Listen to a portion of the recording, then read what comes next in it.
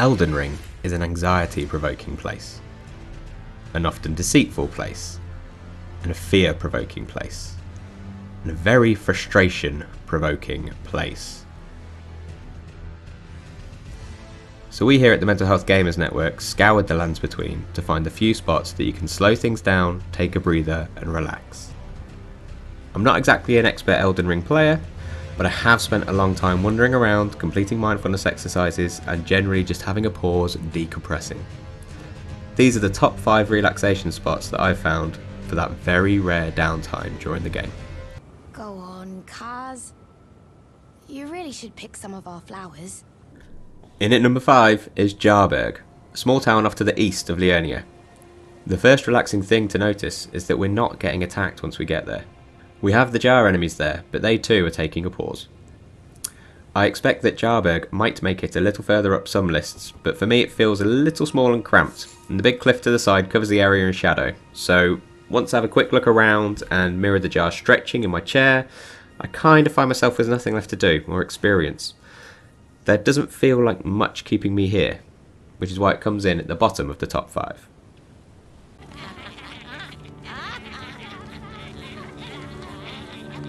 A far way away from Jaberg, in the north of the Altus Plateau, is the also inhabited but not entirely hostile Windmill Village. Where Jaberg is largely slow and lazy, the Windmill Village is quite vibrant and full of life. The celebrants fill the village and pose opportunities for dancing and merriment, and because the village is at the top of a hill, it doesn't sit in anything's shadow until the path starts to narrow at the top of the hill. The splashes of colour give a break from Elden Ring's often monotone colour schemes, and the celebrants and windmills give the impression that this place is lived in, offering a feeling of sanctuary once you get there. However, the constant cackling does start to grate after a little while, and if you venture too far up the hill, the celebrants get nasty and you might run into a godskin apostle. This limits the scope for relaxation and stops the Windmill Village from making its way further up the list.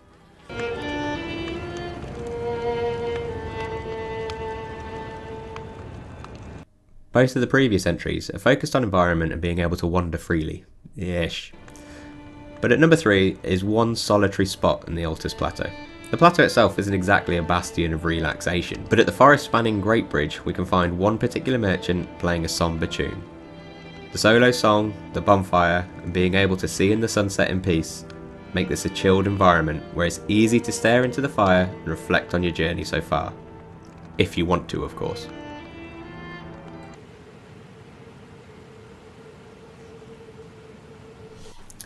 So far, all of the entries on this list have been open air and above ground. This entry takes us into the depths below, to the Siofra River. When you first stumble upon the Riverwell lift, you might start to feel confused as the ride goes on, and then the Riverwell proper is unveiled, and the player is left in awe at the scale of this uncharted and underground domain. After you move through the area, the awe and surprise wears off, but the majesty remains.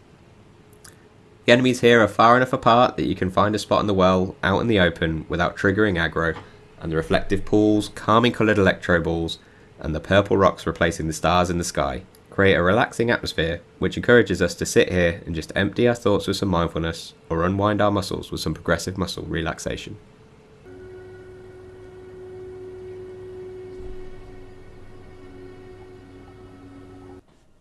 Now this might seem like an odd choice for the top spot, and it isn't an area or a single interactive point like with the merchant, but an image. Looking out from the top of the 4 belfries is like looking at a painting. There are constant details to notice from the tower in the background to the buildings of Rea Lucaria in the foreground. The belfries aren't exactly plain sailing to get to and take a little bit of navigation as well as fighting some trolls, but in our opinion it is worth going out of your way to find this picturesque and often sun-dappled location. We've used this site for a breathing meditation on the channel, but honestly we would use it for a backdrop to any relaxation or mindfulness exercise. After burning the Erd tree you can watch the embers as they float by. You could do some gazing to see the difference in scale and colour between the Erd tree and the minor tree, or you could focus on the texture and tiny details of the ridges in the cliff across the chasm. The use of primary colours in the scene removes us from the often monotone palette of the lands between and can keep us engaging in relaxation here, again and again and again. So those were our top 5 spots to stop and relax in the lands between. Let us know in the comments below if you think that there is anywhere that we've overlooked or if you agree with anything on this list. Remember to subscribe to the channel for updates when new videos get released. and we'll see you again next time. Bye.